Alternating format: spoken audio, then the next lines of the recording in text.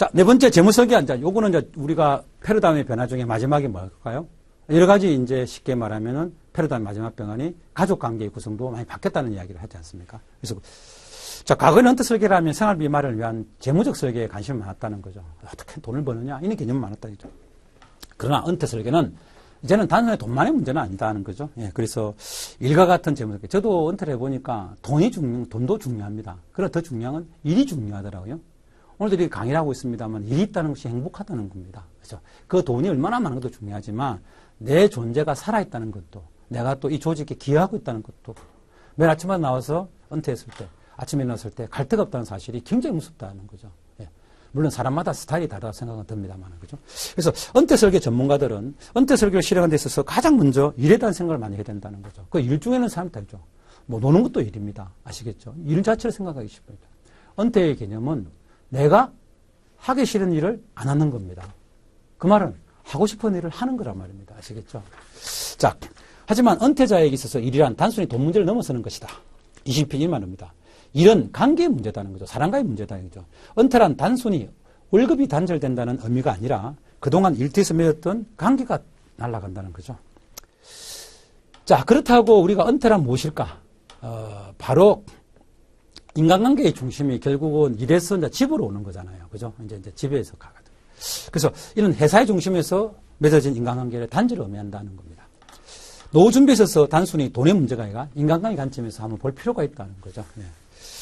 그래서 특히 이제 은퇴를 하고 나면은 이제 회사 사람들하고는 굉장히 멀어지는 수밖에 없죠. 저도 이제 은퇴를 하고 애들 2명을 이렇게 결혼시켜 보니까 정말 굉장히 근데서 빼들게 느꼈습니다. 과거의 직장 사람들과의 관계에서 사실은 제가 생각지도 않은 사람들이 결혼식에도 오지 않는 걸 보면서 이게 결국은 직장이라는 것은 직장에서의 선후배였지 또 인간적으로 아니구나. 내 스스로도 반성할 수 있는 좋은 기회가 됐던 것 같습니다. 그래서 노후 준비에 있어서는 이를 단순히 돈 문제로 보지 말고 인간관계의 관점에서 볼 필요가 있다는 거죠. 그래서 가정과 지역사회에서의 인간관계도 소홀할 수는 없다는 거죠. 그리고 또 은퇴 설계는 또 가족관계의 변화도 무시할 수 없다, 이죠. 항원이혼도 많아지고 또 가장 큰 문제는 이제 이렇게 은퇴 설계 하다 보면은 노후가 되면 이제 일이 없지 않습니까? 그죠? 집에만 있다 보니까 이제 그동안 직장만 다니다가 계속해서 와이프를 보는 시간이 많아집니다. 그러다 보면 서로 간섭하게 되고 그러다 보면 언쟁도 높아지고 그러다 보니까 서로 의견차가 나게 되고 그래서 이제 여러 가지 가정적으로 안 좋아지는 경우가 많아진다는 거죠. 옛날에 직장에 다니다 보니까 서로의 일을 타치 안 하는 상태에서 갔다가 이제 공감대. 우리가 우스갯소리 있지 않습니까? 부부가 같이 공동 작업하면 거의 아마 힘든다는 거죠. 항상 간섭하기 때문에. 그게 좋게 보이는 것이 아니라 다투는 경우가 더 많다는 거죠. 자, 5번째 연금과 세금입니다. 자, 그래서 앞으로는 세금 문제가 굉장히 중요하다는 거죠. 세금도 절세를 해야만이 결국은 노후에 많은 돈을 받을 수 있다. 이 이야기를 하고 있는 겁니다. 자, 23페이지 보시면 세 번이 달라기 이런 말이 옵니다. 노후 준비도 굉장히 중요하다. 다들 편안한 노후를 희망하지만 정작 노후 대비 저축은 차일필 보통 사람들은 미룬다는 거죠. 모든 사람 마찬가지고 운동도 마찬가지고요. 노후 대비 저축을 하루라도 빨리 시작하려면 어느 정도 유인이 필요하다. 그래서 이제 국가에서 뭘 해줍니까? 이 노후를 할 수 있도록 세금 혜택을 해주는 거죠. 그래서 이제 국가에서 해주는 게 이런 세금 혜택들입니다. 한번 볼까요? 다 알고 계실 겁니다. 대다수 연금이 장기 저축을 가입자에게 소득공제나 세액공제, 비과세 혜택을 많이 해주고 있습니다. 그래서 연금 상품이 좋은 점은 수익률보다는 세금 혜택을 해주고 있다는 거죠. 그래서 한번 볼게요. 가장 큰 거 1번. 그래서 보니까 이제 당근과 재책이라고 세금 혜택 해주는데 유지가 안 되고 해지하면 그만큼 어떻습니까? 다시 환급해 버리는. 그래서 당근과 재책을 가져가는 거죠. 그리고 이제 중도금 인척하면 상당히 불이익이 따르고, 그리고 일정 시간은 돈을 못 빼내게 만든 그런 이제 제도 장치를 가져가는 거죠. 첫째 보시면 국민연금을 보시죠. 국민연금도 매번 내가 납부한 보험에 대해서 매월 정산서를 해줍니다. 두 번째 퇴직금입니다.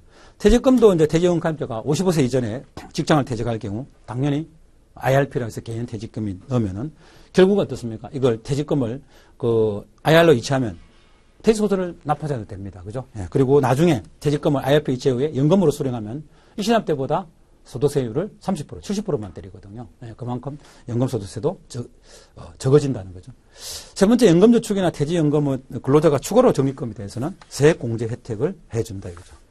자, 보험회사에서 판매하는 연금상품의 경우도 적립금에 대해서는 세제 혜택을 주지 않지만 10년 이상 유지하면 어떻게 합니까? 예, 수익에 대해서는 소득세를 가세합니다. 뭐 다 알고 계시죠? 가세하지 않는다 이거죠. 과거에는 연금 관련 세제 혜택이라 그러면은 대부분 이제 사람들이 이 적립이나 주로 이렇게 운용 단기 비과세나 세액공제만 강조했다는 거죠. 이것도 아셔야 됩니다. 그러니까 과거에는 이제 세금도 이렇게 적립할 때 내가 얼마나 세금 혜택을 받냐 했지만 최근 페이범 시대의 은퇴에 본격화하면서 세금에 대한 관심도 이제는 연금을 수령할 때에 어떻게 가세 문제로 바뀌고 있다는 거죠. 이제 바뀌고 있는 거죠. 또 바뀐 게 이제 연금 이제 세금 혜택도 이제는 인출할 때의 생각으로 바뀌고 있다는 거죠. 그래서 인출할 때에 한번 그걸 내용을 보도록 합시다. 그러니까 이제 세금도 그동안에는 모든 강조가 우리가 적립 단계에서 강조를 많이 했지만 이제는 세금 관계는 어떻다? 이렇게 이제 세금도 이제는 적립이 아니라 인출할 때 인출 시가 가장 중요하다는 거죠. 예. 그래서 한번 보자겠죠. 국민연금 보자겠죠. 국민연금 같은 경우는 인출시 어떻게 하느냐. 국민연금은 납부한 보험료를 소득공제해 주는 대신에 노령연금 수령할 때 연금소득세를 납부합니다. 연금소득세. 그래서 이게 세금이 중요하단 말입니다. 그다음에 퇴직연금도 마찬가지돼요. 퇴직연금이나 그리고 연금저축가입자도 이야기했죠. 아까 뭐 70% 이야기했던 식으로 그죠. 예.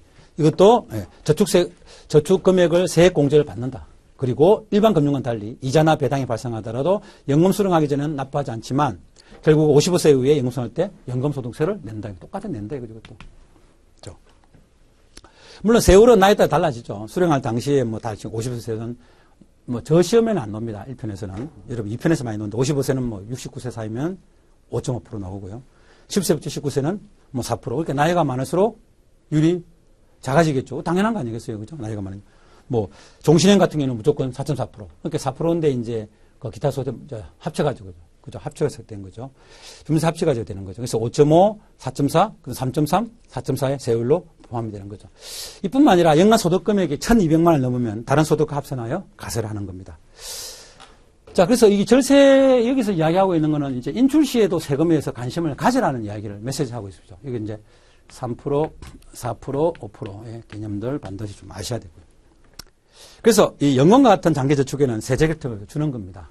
그래서 세금을 알아야 연금을 더 잘할 수 있고요. 또 노후 준비도 더 할 수 있다가 여기가 있습니다. 자, 여기까지가 여러분 1편이죠. 제가 이제 빠른 템포로 쭉 이야기했는데 이제 결론만 말씀드리면 패러다임이 바뀌고 있다는 거죠. 그래서 쉽게 말하면 적립에서 이제는 인출로 바뀌고 있고 두 번째는 뭡니까? 이 리스크에 대한 생각이 바뀌어야 된다. 이제는 지나치게 안전하게 해서는 안 된다는 이야기를 하고 있습니다. 또 세 번째는 뭘까요? 이제는 생활비에 대해서도 생각해야 된다. 네 번째는 여러 가지 가족과 함께 변화도 생각하고 다섯 번째는 이야기가 뭘까요? 소위 말해서 세금에 대해서도 이제는 뭐다? 적립보다 더 중요한 것은 인출 시에 어떻게 세금을 떼느냐에 대해서도 그걸 아셔야만이 뭐가 있을까요?